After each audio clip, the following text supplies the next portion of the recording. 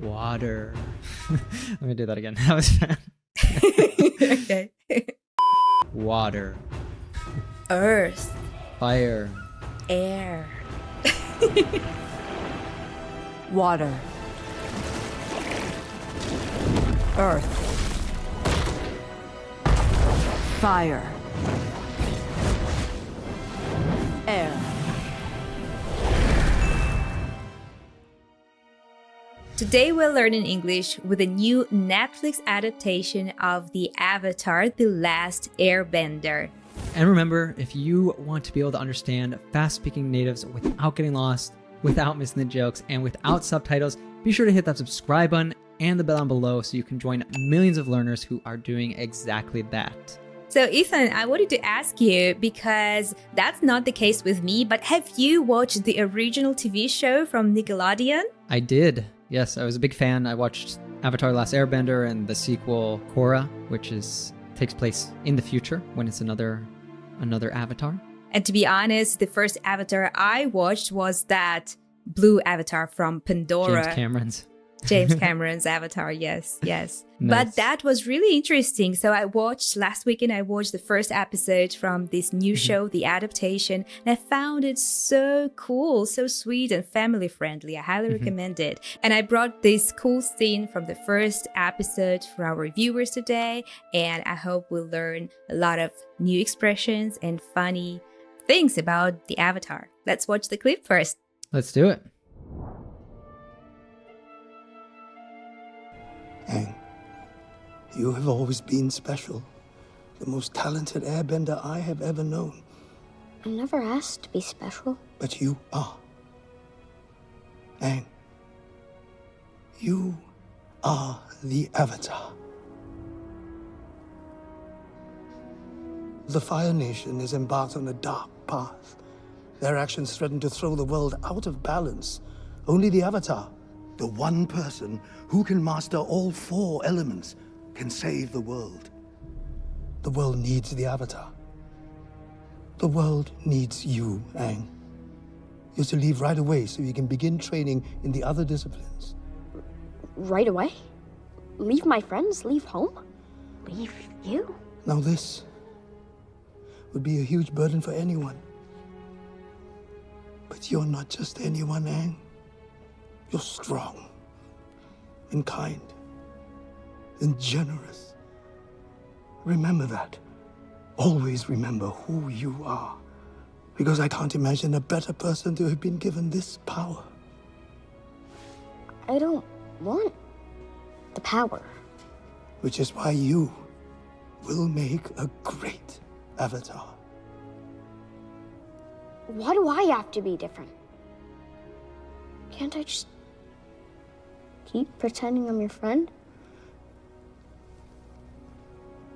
You are my friend. You will always be my friend.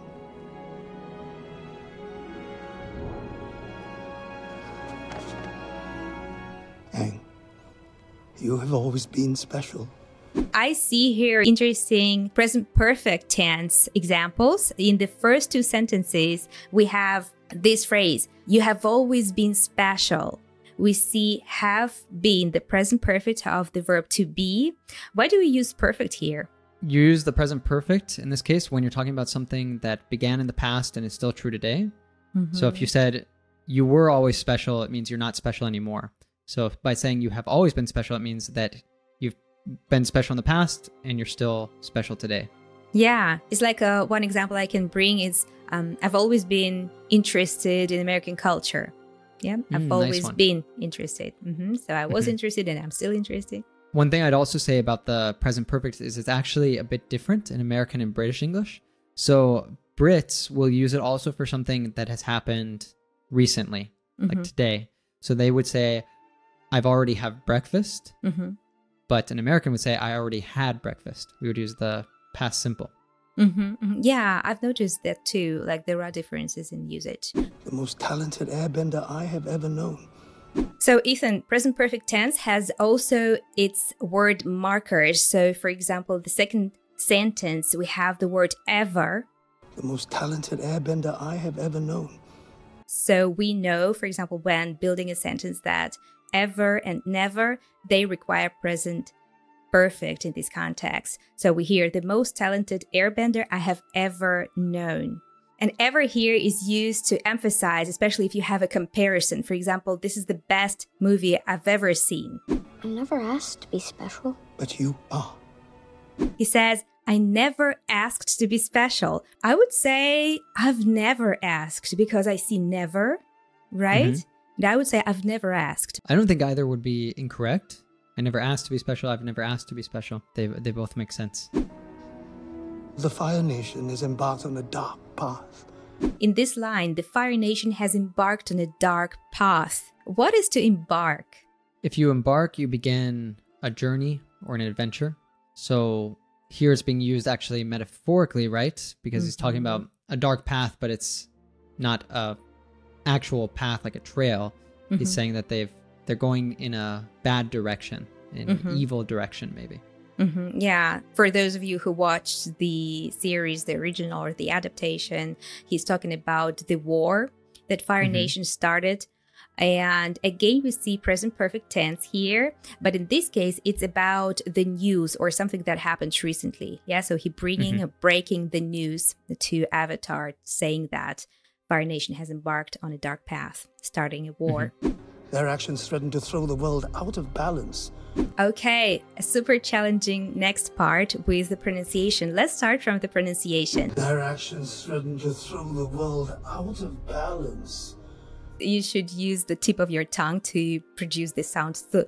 But why is it tricky? Because it is followed by R, and that's really difficult. That's why I wanted to ask you, Ethan, to give a masterclass how to combine sound th and r in the words threaten and throw. It's really difficult.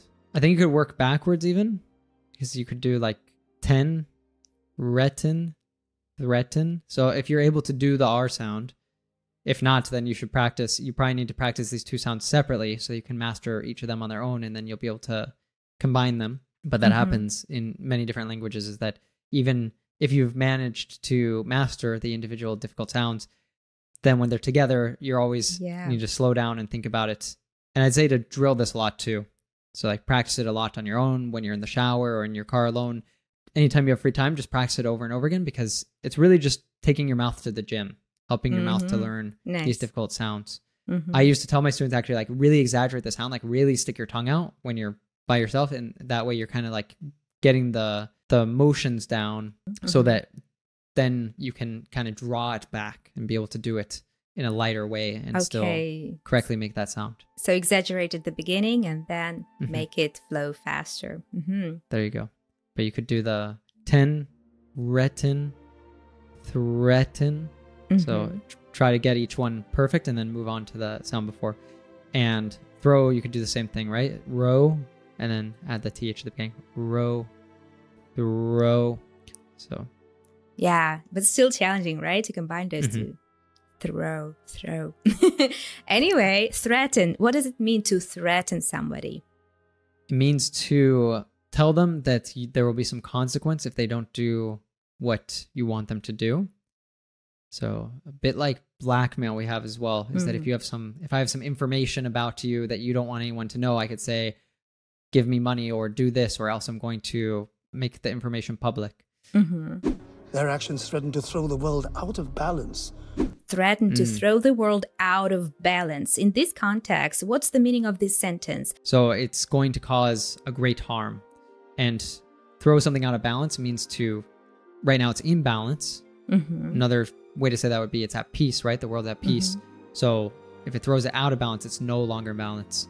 So it's not in peace, it's in wartime. There is another meaning of the phrasal verb to throw out, is like easier one, probably most commonly used by our students. Throw out, I know, old clothes, for example, or throw out garbage. Yeah, to dispose of something, to get rid of it. Guys, to really master the English language, you have to start living it. And it's very easy to do with our Real Life English app, where you can not only listen to our podcast and connect to other English learners to practice your speaking, But you can also learn and review the words and expressions from this lesson with our flashcards that we created for you. Each flashcard has an example sentence, an image to help you memorize the word better, and audio files with pronunciation. If you don't have the Real Life English app on your smartphones yet, don't wait any longer. Download it today. You can do it by searching for Real Life English app on your favorite app store or by clicking on the link in the description to this video. Only the Avatar, the one person who can master all 4 elements, can save the world. As a verb, what does it mean to master something? It's what everyone watching this wants to do, right? Is to master their English listening. It just means to dominate it, to become the best at it. So you have successfully learned that skill.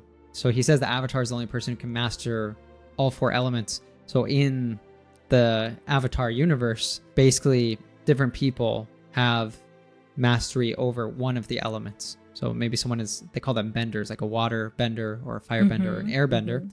But the Avatar is a very special person who's reincarnated all the time, who is able to master all of them. By the way, I wanted to ask you, why bender? To bend is to change the shape of something, right? And bender, is it like a wizard or something? No, it's something I think just from this series. And one thing it makes me think of is we have an expression that's to bend someone to your will. So if you bend someone to your will, you force that person to do what you want. And that might be through actually manipulating them, through your cunning, through your having a very good mastery over words. So you might trick them. So it makes me think about that you're bending the elements to your will. You're making the elements act in the way that you want. So you can control water, control fire. Exactly. So you control them. Wow, so interesting. I didn't know that. And there's a nice expression, to bend someone to your will, right? Exactly. You're to leave right away so you can begin training in the other disciplines. Here we hear the British to, you are to leave. But in an American way, how would you pronounce this phrase? Yeah, we get some American T's here, right? So you're to leave. So we have the you're to leave. And then also the right. So the T there comes before a vowel sound in a way. So even though it's in a different word, it also becomes an American T. So right away, right away. And that's a nice one to really master, right? Because we'll use that often in different contexts. You're to leave right away so you can begin training in the other disciplines. What is the meaning behind this phrase, you are to leave? Yeah, it sounds very formal. To me, it even sounds a bit old-fashioned to say it that way. But it just means you need to leave right away. So it's maybe a more archaic or more formal way of saying you need to leave right away. I imagine when you give someone instructions or commands, right? So you say you are to do this. But as you said, it's like rather formal, right? I think I would never actually use that in my speaking. I would always say you need to do this. Interesting.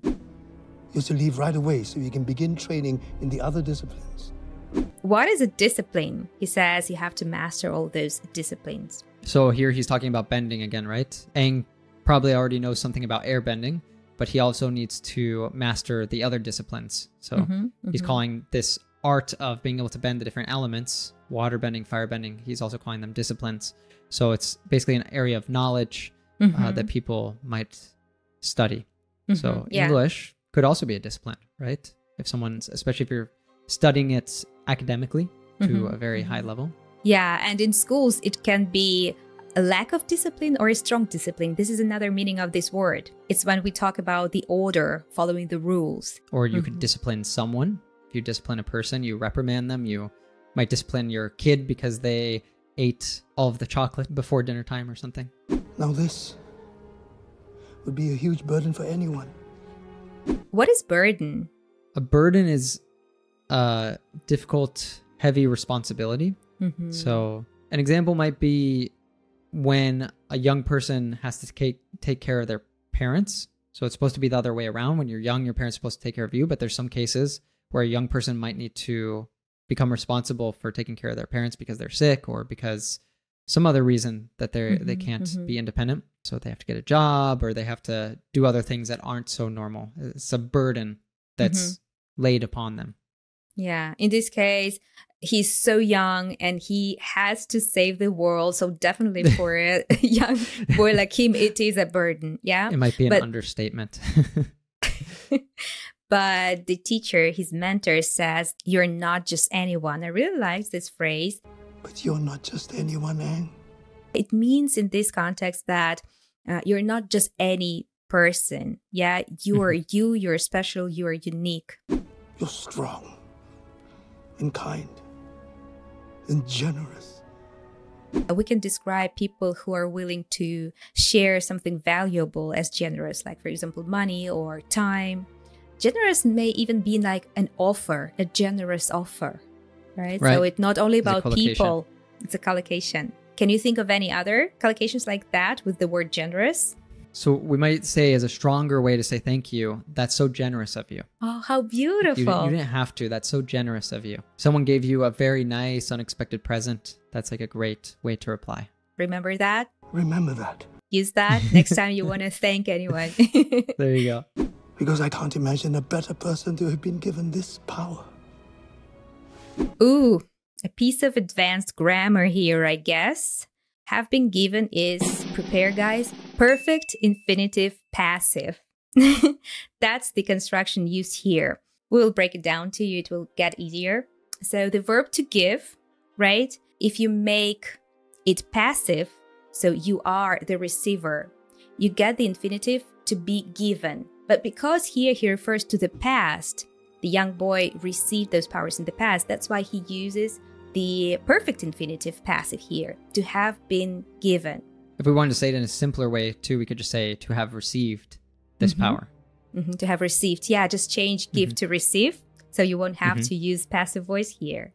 Exactly. So then it's active instead of passive, right? Exactly. Yeah, that will be easier. But Ethan, I wanted to ask you this question. Can you explain to our viewers the difference between have been given, like in our case, and have been giving? The ing, it has a nasal sound, right? Ing, ing. So you should notice some air passing through your nose. So have been giving, have been given. It's helpful to actually practice listening with minimal pairs, because if you listen to them back to back, you'll start to be able to differentiate them if that's hard for you. And something interesting might be if we drop the G, which we often do with these ing words, then it would be the same, right? Given, given. And the meaning also changes, yeah? Because have been giving, it's something like it's present perfect continuous. Like, for example, I have been giving you all my love during all these years, and you paid me with what? With total disrespect. Playing some drama here.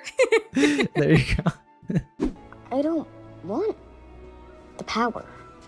Here we also have some examples of connected speech. So we don't hear the sound t here, right? Don't want. He says it, I don't want the power. So there is a stop T, which often happens, right, in connected speech. And then he gets a reply from the monk, which is why. Which is why you will make a great avatar. Again, these three words, they just pronounce as one item, which is why. Which is why you will make a great avatar. What does it mean to make great avatar? You'll become that thing, or you will be successful at that thing. And we can also make it conditional, so we could use would instead of will to say more of a hypothesis. So, Ksenia, you would make a great Portuguese speaker, for example. Why do I have to be different?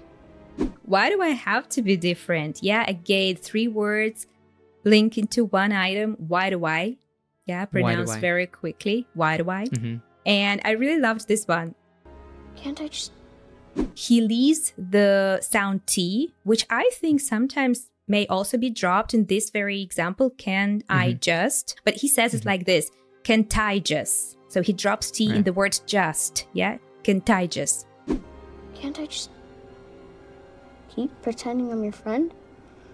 To keep doing something is to continue doing it, so you can keep learning, keep talking, keep smiling. And notice that each requires the ing verb. after it. Yeah, keep pretending, keep smiling. So it's not correct to say keep to do something. Yeah, it's keep doing something. Aang, you have always been special. The most talented airbender I have ever known. I never asked to be special. But you are. Aang, you are the Avatar. The Fire Nation is embarked on a dark path. Their actions threaten to throw the world out of balance. Only the Avatar, the one person who can master all 4 elements, can save the world. The world needs the Avatar. The world needs you, Aang. You're to leave right away so you can begin training in the other disciplines. Right away? Leave my friends? Leave home? Leave you? Now this would be a huge burden for anyone. But you're not just anyone, Aang. You're strong and kind and generous. Remember that. Always remember who you are. Because I can't imagine a better person to have been given this power. I don't want the power. Which is why you will make a great Avatar. Why do I have to be different? Can't I just keep pretending I'm your friend? You are my friend. You will always be my friend. That's it for today, guys. Thank you so much for watching this lesson till the end. Don't forget to subscribe. And if you enjoy learning English with TV series and movies, check out this next lesson. If you won't accept me as a friend, then maybe you'll take me as a prisoner. No, we won't! Get out of here and don't come back.